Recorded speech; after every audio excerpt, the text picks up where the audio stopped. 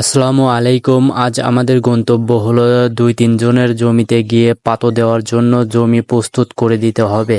আলহামদুলিল্লাহ। এবং আমি আমাদের পাওয়ার টিলারটি স্টার্ট দিয়ে আমরা এখন রওনা দেব সেই জমির উদ্দেশ্যে। হয়তো আপনারা বলতে পারেন যে এরকম লোহার চাক দিয়ে আপনারা কেন পাওয়ার টিলারটি নিয়ে যাচ্ছেন।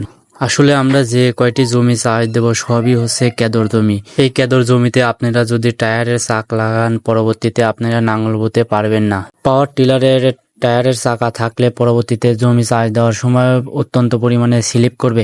এই কারণে আমরা লোহার চাক লাগিয়ে তারপরে আমরা পাথর জমি প্রস্তুত করার জন্য রওনা দিলাম। এই লোহার চাক লাগানোর ফলে আপনাদের কি কি সুবিধা হবে?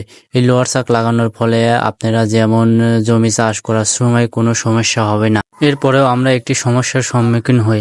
আমাদের পাওয়ার টিলারে ছিল খারাপ হাল। এই খারাপ হাল শুকনা জমিতে চাষ দেওয়ার জন্য কাজে লাগে এবং কাদা জমিতে চাষ দেওয়ার জন্য লাগে বেঁকা ফাল, এবং বেঁকা ফাল লাগানো হয়নি। এর কারণে অত্যন্ত পরিমাণে ময়লা ফালের সাথে বেজে যাচ্ছিল। অল্প জমি প্রস্তুত করে দিতে হবে, এর কারণে আমরা আর বেঁকা ফাল লাগাইনি।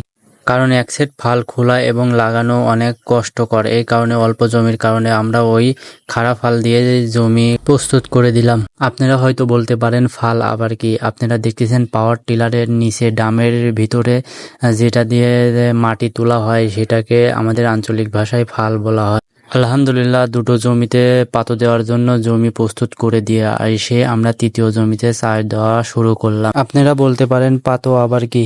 পাতো হলো এই কাদা জমি চাষ দিয়ে উপর দিয়ে মই দিয়ে এরপরে ধানের বীজ ছিটিয়ে দিয়ে পরবর্তীতে যে চারা হয় সেটা আমাদের আঞ্চলিক ভাষায় পাতো বলা হয়। এই ধানের চারা যখন বড় হয় তখন আমরা অন্য জমিতে গিয়ে এই ধানের চারা রোপণ করে দিই।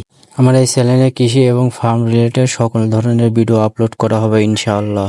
এই জমি প্রস্তুত করার পর আমাদের বাড়িতে গিয়ে আবার এই লোহার চাক খুলে ফেলতে হবে এবং লোহার চাক খুলে ফেলে আমাদের আবার টায়ারের চাক লাগাতে হবে, কারণ আবার শুকনা জমিতে চাষ দিতে হবে। কারণ আমাদের এই টিলার হলো ব্যবসার টিলার। আমরা এই টিলার দিয়ে ব্যবসা করে থাকি, যেমন আমরা অন্যের জমি চাষ দিয়ে এবং এর বিনিময়ে আমরা টাকা নিয়ে থাকি।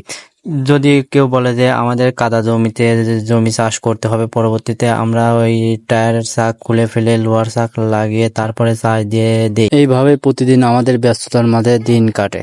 আমাদের জন্য দোয়া করবেন, আল্লাহ তাআলা যেন আমাদের কৃষি এবং খামারে বারাকা দান করে।